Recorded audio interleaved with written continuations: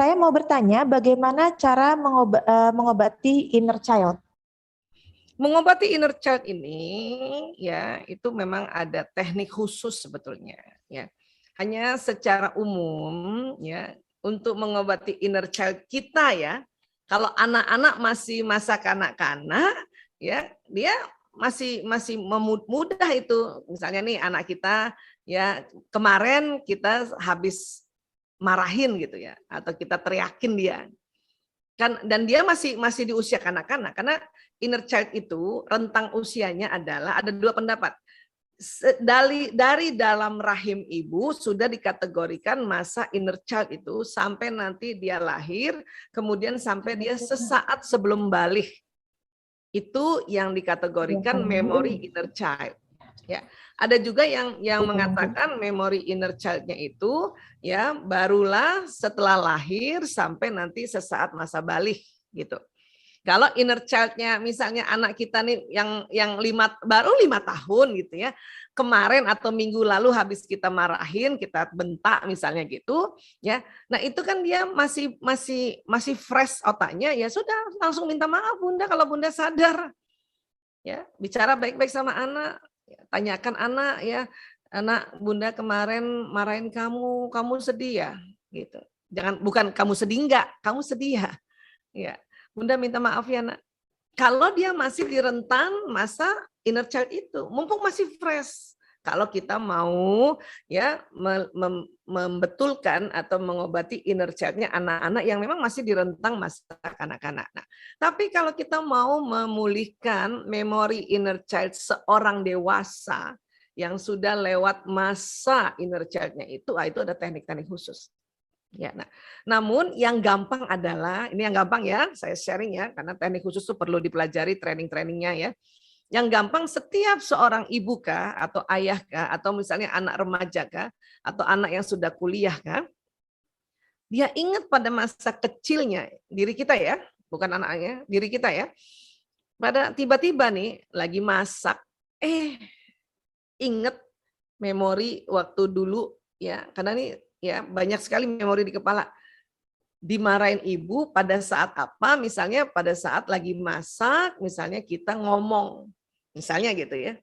Karena memori itu ya dia terrecall ulang bisa dua. Satu, mendadak, tiba-tiba saja tanpa ada faktor pencetus. Kedua, ada faktor pencetus. Ya, misalnya saya ya.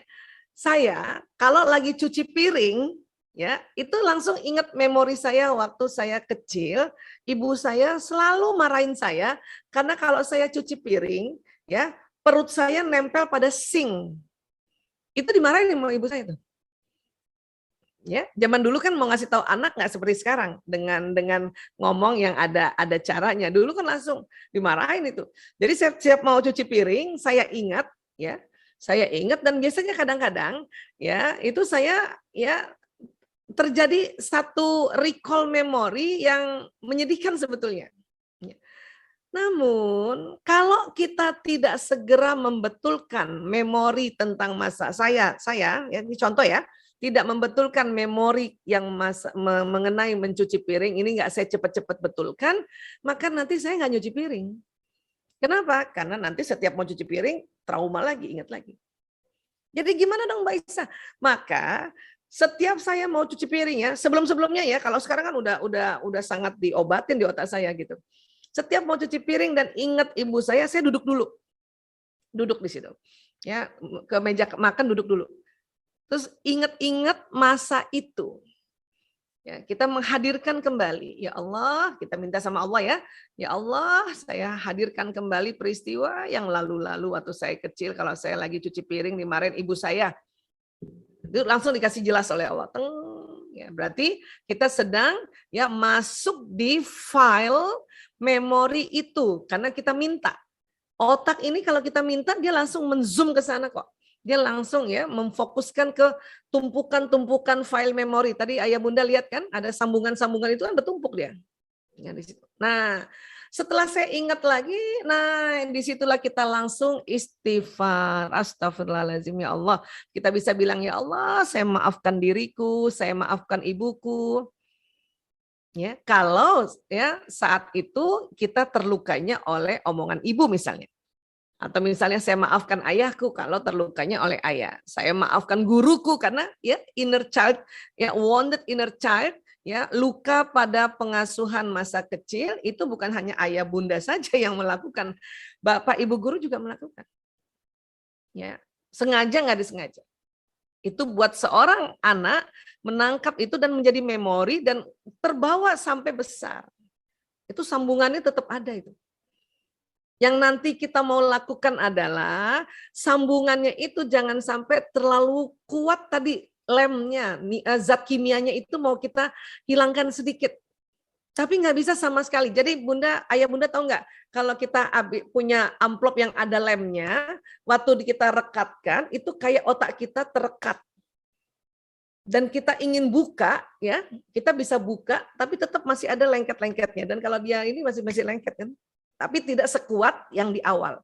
Itu kerja otak. Ya, hanya dengan cara memaafkan itu. Ya Allah, saya maafkan diriku ya Allah. Lihat waktu kita kecil. Kenapa sih harus maafkan diri? Ya kan kita waktu itu kecil nggak ngerti. Jadi saya maafin dong diri saya gitu. Gitu. Ya. Dan saya memaafkan juga diri saya karena waktu itu dimarahin ibu saya ngambek. Kan gitu. Karena namanya masih kecil, orang belum belajar. Ya, saya maafkan ibuku ya Allah, astagfirullahaladzim. Dan pada saat ibu misalnya sudah nggak ada, langsung kita kirimkan Al-Fatihah. Karena ibu kita di alam barzakh juga pada saat anaknya memaafkan, misalnya ya orang tua atau siapa saja orang yang sudah meninggal dan kita memaafkan, dia senang banget di sana di alam barzakh itu. Itu. Namun kalau memorinya terlalu kuat, maka ini akan berkali-kali dulu. Berkali-kali itu. Nggak bisa cuma satu kali. Sudah berkali-kali aja memang tetap ingat. Tapi sudah tidak lagi trauma. Jadi ngeceknya gitu saya. Kalau saya tetap ingat tapi masih bisa cuci piring, bahkan ya ajaran ibu saya pakai bahwa perut nggak menempel pada sink, itu berarti udah sukses saya memaafkan inner child saya gitu. Sehingga ajaran ibu itu menjadi manfaat, maka amal jariahnya terus sampai ibu. Karena ibu saya sudah meninggal. Ya, itu caranya, cara umum ya. Cara khusus ada nanti training-trainingnya ya. Insya Allah saya tahun depan baru awal tahun depan, ya mungkin Februari bikin training untuk inner child therapy ya. Tapi untuk cara umum tuh kayak gini. Mungkin sahabat-sahabat Bapak Ibu sudah lakukan ya. Hanya tolong duduk. Jangan cuma sambil lalu gitu. Tolong duduk. Ya, saya begitu ya. Hal-hal yang memang menghambat karena inner child memory. Ya, oke. Kemudian